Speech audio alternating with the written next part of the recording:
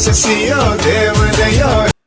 Sorry guys, copyright problem. So welcome back to channel. So இப்போ நீங்க பார்த்துட்டு ஒரு சூப்பரான பிஜிஎம்.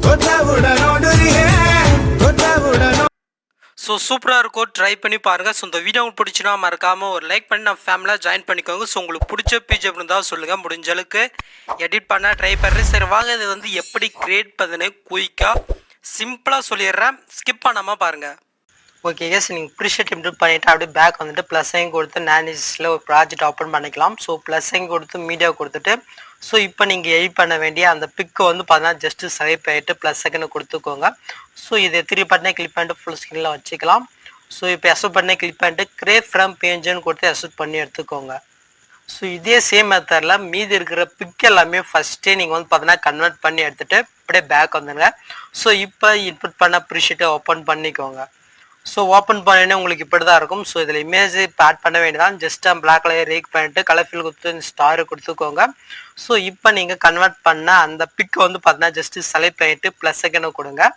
ஓகேங்களா? ஸோ இப்போ மேல் குரூப் இருக்கும், ஜஸ்ட் அதை கிளிக் பண்ணிட்டு மறுபடியும் எடி குரூப் போயிட்டு ஸோ இப்போ இந்த ப்ளூ கலர் லேயரை கிளிக் பண்ணிட்டு கலர் ஃபில் கொடுத்து ஸ்டாரை கொடுத்து முன்ன நீங்கள் என்ன பேக்ரவுண்ட் பிக் ஆட் பண்ணீங்களோ அதே பிக்கை செலக்ட் பண்ணிட்டு ப்ளஸ் செகண்ட் கொடுத்துக்கோங்க.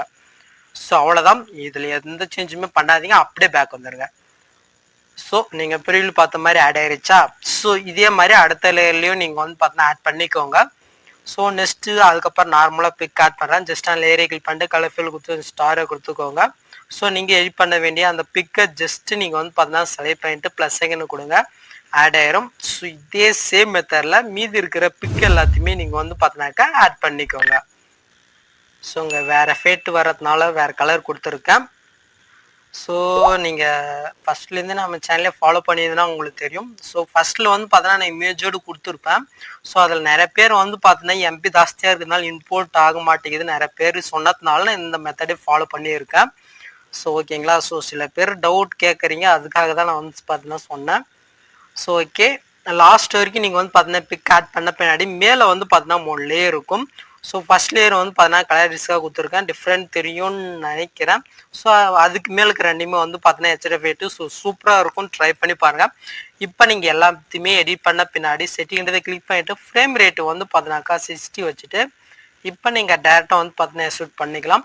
ஸோ அவ்வளோதாங்க இந்த வீடியோ உங்களுக்கு யூஸ்ஃபுல்லாக இருந்துச்சுன்னா லைக் பண்ணி நான் ஃபேமிலியாக ஜாயின் பண்ணிட்டு ஆல்ரெடி பட்டனையும் கிளிக் பண்ணிக்கோங்க. நெக்ஸ்ட் பார்க்கலாம். தேங்க்ஸ் ஃபார் வாட்சிங் கைஸ்.